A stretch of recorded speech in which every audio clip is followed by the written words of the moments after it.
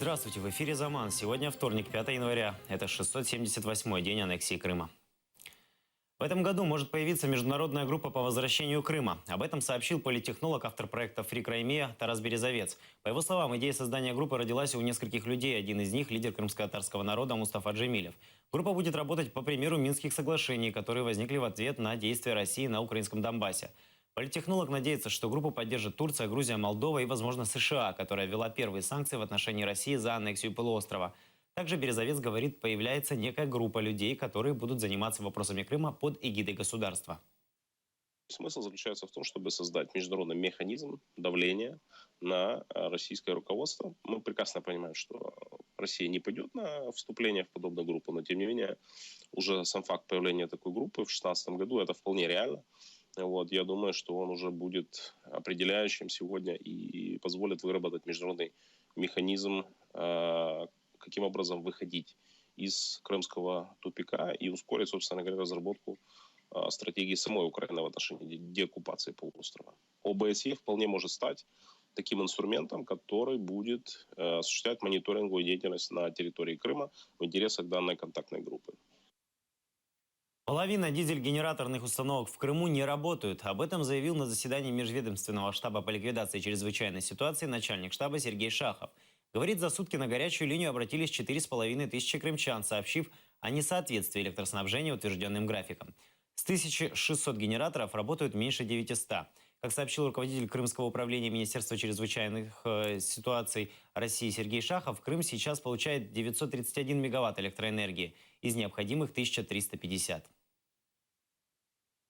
Керчь до марта проживет в режиме экономии электроэнергии. Городу поставили лимит в 42 мегаватта, что позволяет обеспечить питанием только жилые дома, причем отключая электричество на 2-3 часа в сутки. В таком режиме город будет жить до введения очередной линии энергомоста. Лифты в Керчи не будут работать до 10 января. Троллейбусы должны были выйти на маршрут сегодня. Уличное освещение работает частично, через один столб или только по одной стороне улицы. Больницы, интернаты, институты должны перейти на питание от дизель-генераторов. Обеспечивать генераторы во всем необходимом должны сами учреждения. С наступлением холодов жители стали потреблять значительно больше электроэнергии, чем в теплое время. На каждой нитке нагрузка возросла примерно в 1,5 раза. Лимит электроэнергии, выделенный Керчи, составляет 42 мегаватта. Это позволит обеспечивать бытовых потребителей, если не будет понижения лимита, а нас уверили в том, что его не будет. Эти 42 мегаватта, и на них составлен уже сегодня график, будут давать возможность бытовым потребителям получать электроэнергию с временным отключением на 2-3 часа в сутки. В Симферополе снова ограничили работу ресторанов и кафе. Такое решение приняли в штабе по ликвидации чрезвычайной ситуации. С сегодняшнего дня по 7 января развлекательные заведения должны закрываться в 9 вечера, а с 8 января в 8 вечера. Запрет будет действовать до особого распоряжения. Дорогой наш барин Вова, мы сидим без света снова. В соцсетях стремительно распространяется сатирическое видео с резким стихотворным обращением крымчанина к президенту России Владимиру Путину. Ролик был выложен на YouTube пользователем Александром Пандой. Ватным лишне хромосомным посвящается. Дорогой наш барин Вова, мы сидим без света снова. Тот энергомост для лохов мы без света видим плохо. Коробок с духовной пищей нам сейчас немного лишний. Компания Coca-Cola включила Крым в состав России. Ранее в рамках промо-акции была опубликована карта России без Крыма, Калининграда и Курильских островов. Пользователи начали писать в комментариях к промо-посту, что на карте не все регионы, после чего Coca-Cola опубликовала новую карту со всеми регионами России и Крымом. Это вызвало волну недовольства в Украине и других странах мира. Мы обратились в украинское представительство компании, где нас заверили, что это просто ошибка компании-исполнителя. Данный пост удален, а Coca-Cola не разделяет ничьих политических взглядов. Их задача – удовлетворенный клиент.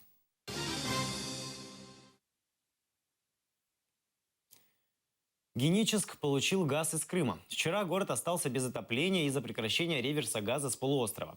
Позже появилась информация, что мэр города Александр Тулупов обратился к президенту Российской Федерации Владимиру Путину с просьбой восстановить реверс. Однако Тулупов опроверг это.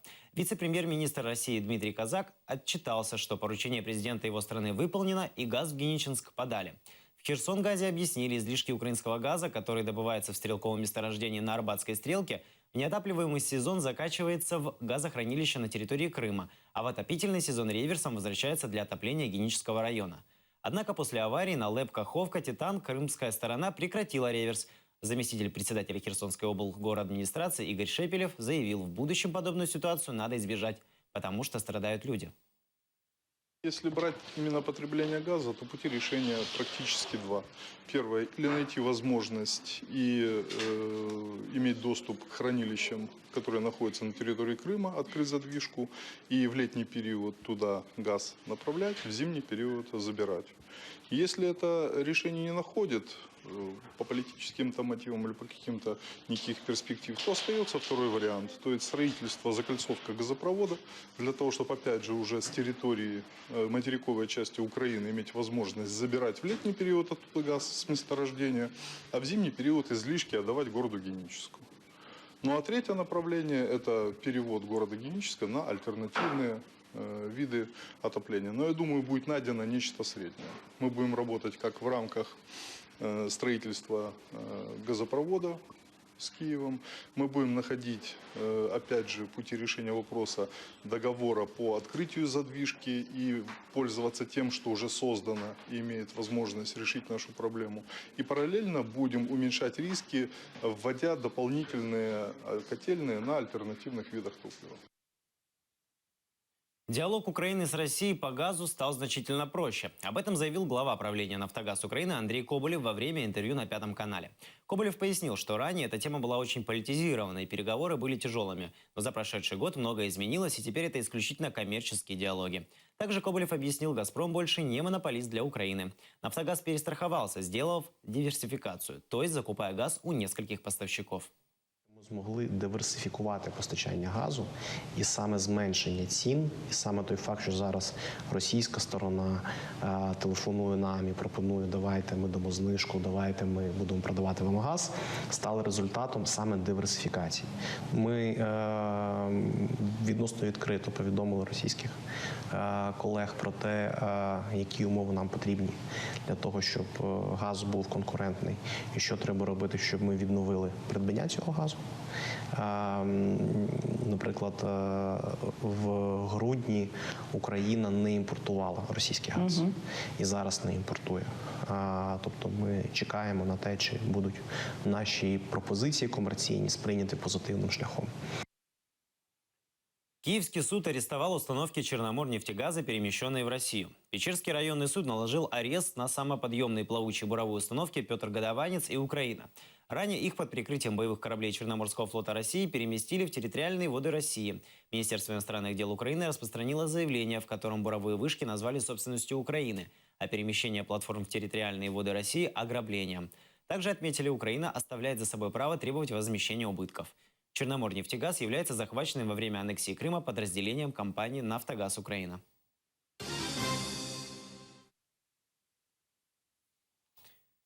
Прокурор российской администрации Крыма Наталья Поклонская призывает жителей полуострова писать заявление об убытках от энергоблокады. Об этом она заявила в интервью информагентству ТАСС. Говорит, не может признать потерпевшими всех жителей полуострова, поэтому просит писать заявления и направлять их в прокуратуру аннексированного Крыма. За подрыв опор линии электропередач в Херсонской области организацию энергоблокады прокуратура российской администрации Крыма обвиняет координатора блокады Ленура Ислямова. Также подозревают депутатов Верховной Рады Украины Рифата Чубарова и Мустафу Джемилева. Однако им обвинения не предъявляли. Бойцов правого сектора вызывают на допрос в Службу безопасности Украины по делу о подрыве опор электролиний в Херсонской области. Об этом телеканалу АТР сообщил командир 7-го батальона добровольческого украинского корпуса «Правый сектор» Иван Мирный. С ним связались по телефону и задали несколько вопросов. По словам Ивана, сейчас члены организации фигурируют в деле как свидетели. И после вручения повесток все готовы явиться в Главное управление СБУ. 21 ноября в селе Чаплынка было повторно подорваны ранее поврежденные опоры линии электропередач, по которым электроэнергия поступала из материковой Украины на территорию аннексированного Крыма. Крым был полностью обесточен. Там ввели режим чрезвычайной ситуации. Зараз обдзвонюються члени добровольчого корпусу, хто був на блокаді Крима, хто був саме присутній при подіях, коли опори впали. Запитували про те, чи можемо ми дати свідчення. Вони нічого не знають, де ми знаходимося. Мене запитували, чи я знаходжуся в місті Полтаві чи в Києві, хоча я знаходжуся не там. Я сказав їм, що згідно чинного законодавства вони можуть мені надіслати повістку по моїй адресі проживання. Вони в мене запитали адресу проживання, я сказав їм, що відповідно я їм не скажу, бо маю на то право. Сегодня 107-й день гражданской блокады Крыма. Активисты на административной границе вместе с правоохранителями продолжают караулить. Координатор блокады Ленур Ислямов проводит подготовительные процессы для создания крымско-татарского батальона имени Намана Чилибиджихана в составе вооруженных сил Украины. Активисты призывают присоединяться к блокаде и добровольческому крымско-татарскому батальону. В зоне АТО боевики установили антенну, транслирующую только российскую пропаганду, и 20 раз атаковали украинских военных. Наиболее активные обстрелы проводились в районе Донецкого аэропорта. В частности, 7 раз боевики вели беспорядочный огонь из крупнокалиберных пулеметов по Пескам. Боевики незаконных формирований пытались спровоцировать украинских военных на нарушение режима полной тишины, использовав противотанковый гранатомет в Зайцево и стрелковое оружие в Новгородском. Также в населенном пункте Валуйское обнаружили спутниковую точку считывания и передачи информации.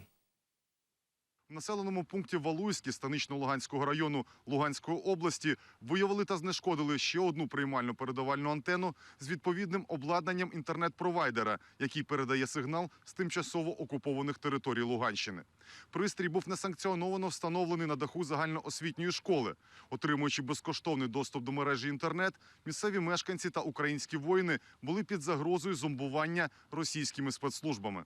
Адже така техніка не лише знімає інформацію з електронних девайсів в зоні його дії, але й блокує доступ до українських веб-ресурсів. Дозволяє переглядати лише брехливі пропагандистські інформджерела Російської Федерації і неіснуючих республік.